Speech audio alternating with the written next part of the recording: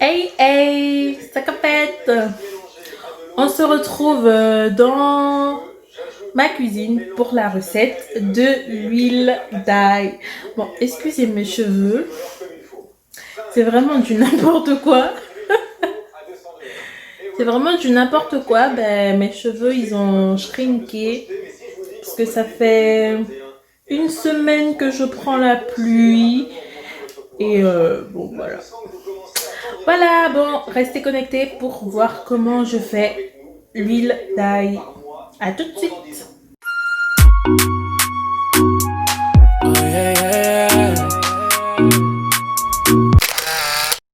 Pour la réalisation de notre huile, nous aurons besoin d'un bocal.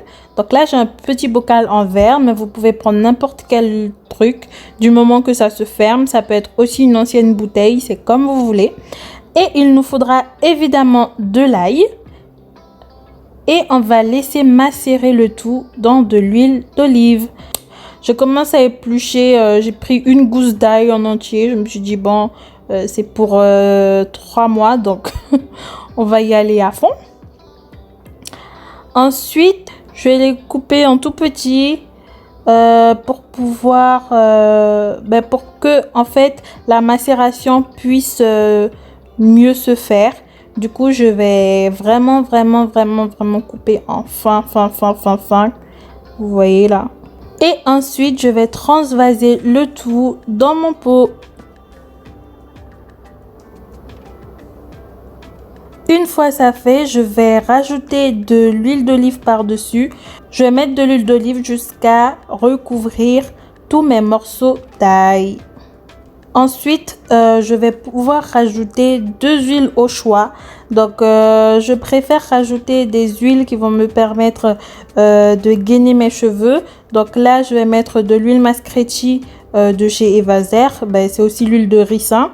Là, je vais mettre un peu d'huile d'avocat. L'huile d'avocat est super bien pour les cheveux. Et ça, par contre, c'est au choix. Vous choisissez les huiles qui vous conviennent le mieux. À part l'huile d'olive, vous pouvez rajouter 2 autres huiles au choix. Une fois votre préparation faite, vous allez devoir laisser macérer pendant au moins 3 jours. Et ensuite, vous pourrez l'utiliser. Personnellement, je ne compte pas la filtrer, je compte laisser les morceaux d'ail presque pendant tous les 3 mois. Donc à chaque fois, je prendrai la petite quantité qu'il me faudra pour faire mon bain d'huile. Je voulais également faire une petite remarque sur l'huile d'ail, l'utilisation de l'huile d'ail. En fait, il faut absolument utiliser cette huile sur un cuir chevelu qui n'est pas abîmé. Donc si vous avez du psoriasis, si vous avez des boutons, si vous avez des blessures sur le cuir chevelu, n'utilisez absolument pas cette huile. Donc réglez d'abord les problèmes que vous avez avec votre cuir chevelu.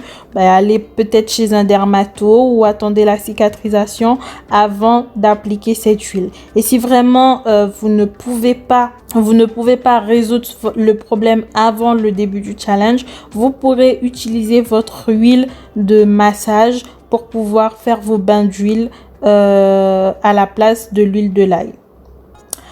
J'ai également écouté l'une d'entre vous qui disait que ce serait peut-être monotone d'utiliser que le bain d'huile à l'ail pour le pré-pot. Ce que vous pouvez faire si vous voulez utiliser un autre pré-pot, c'est d'appliquer l'huile d'ail sur votre cuir chevelu et sur votre longueur. Si vous voulez appliquer par exemple du gel d'aloe vera, vous pouvez, ou si vous voulez faire un pré-pot avec des poudres indiennes, vous pouvez également. Là maintenant, on va parler de notre huile qui va nous permettre de faire nos massages crânien le soir. Donc là, je vais pas m'en refaire parce que j'en ai déjà.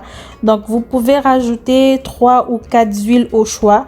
Donc vous avez l'huile Mascretti, donc l'huile de ricin. Vous pouvez trouver la marque de Evazer sur son site.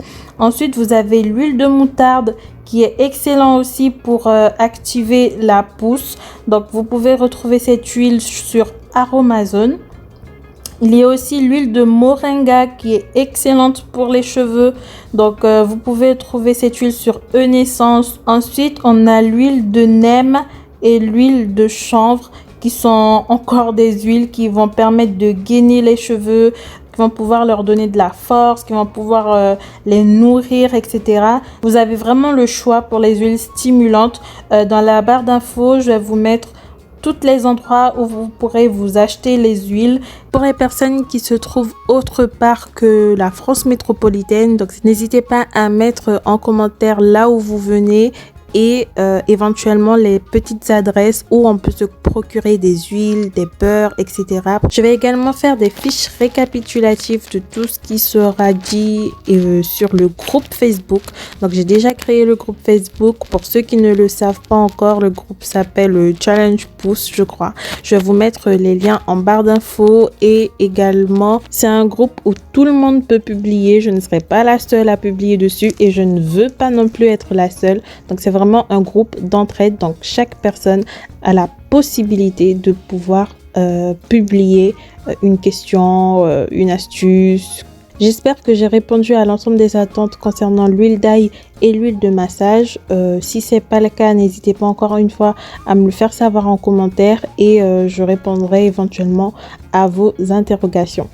Donc j'espère que vous êtes tous et toutes prêtes pour le challenge qui va débuter pour le mois de janvier.